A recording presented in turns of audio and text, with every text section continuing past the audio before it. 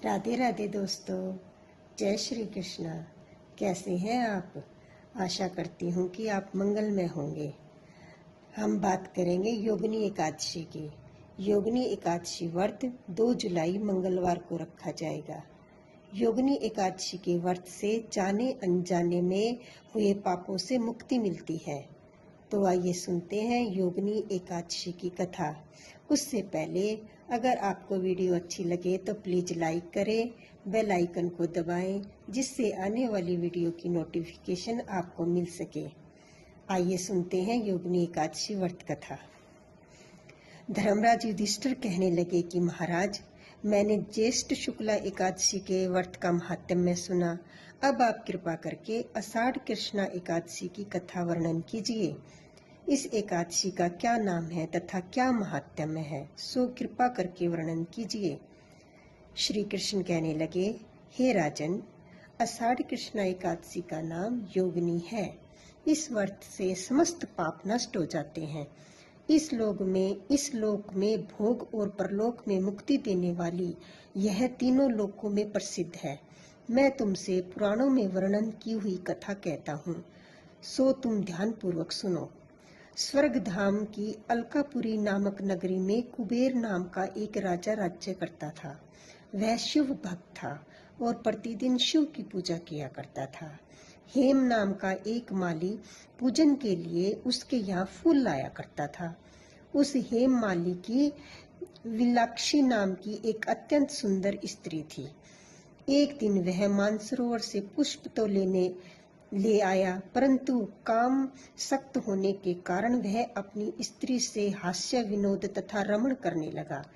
इधर माली दोपहर तक पुष्प लेकर राजा के पास नहीं पहुंचा। उधर राजा उसकी राह देखता रहा। अंत में उसने सेवकों को आज्ञा दी कि तुम जाकर हेम माली के न आने के कारण का पता लगाओ, क्योंकि वह अभी तक पुष्प नहीं लाया है।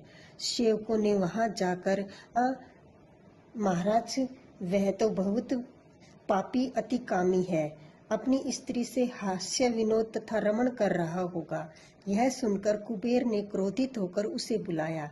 हेम माली राजा के भय से कांपता हुआ उपस्थित हुआ।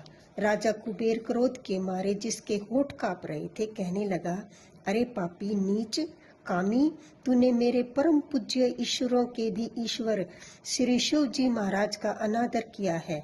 इसलिए मैं तुम्हें शाप देता हूँ कि तू स्त्री का वियोग सहेगा और मृत्यु लोक में जाकर कोढ़ी होगा। कुबेर के श्राप से हेम माली का स्वर्ग से पतन हो गया और वह उसी क्षण पृथ्वी पर गिर गया। भूतल पर आते ही उसके श्वेत कोढ़ निकल आया। उसकी स्त्री भी उसी समय अंतर्ध्यान हो गई। मृत्यु लोक में आकर उसने अनेक दुख भोगे। भयानक जंगल में जाकर बिना अन्न और जल के भटकता रहा। रात्रि को निंद्रा भी नहीं आती थी, परंतु शिवजी की पूजा के प्रभाव से उसको पिछले जन्म की स्मृति का ज्ञान अवश्य रहा।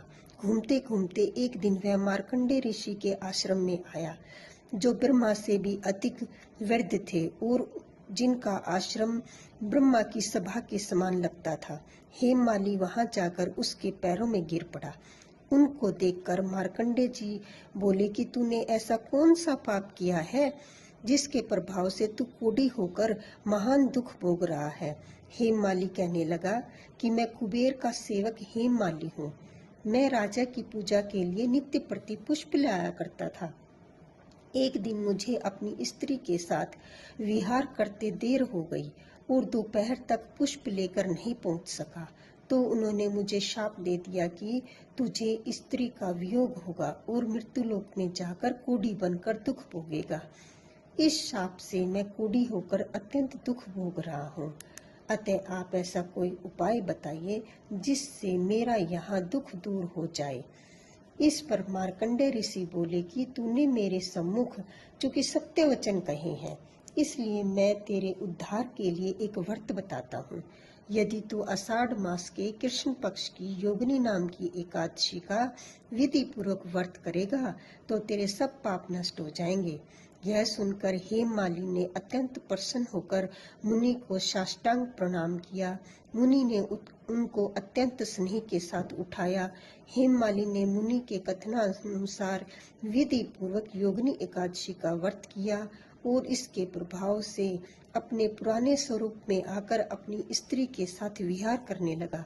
हे राजन, यह योगिनी एकादशी का व्रत 88,000 ब्राह्मणों को भोजन कराने के बराबर फल देता है।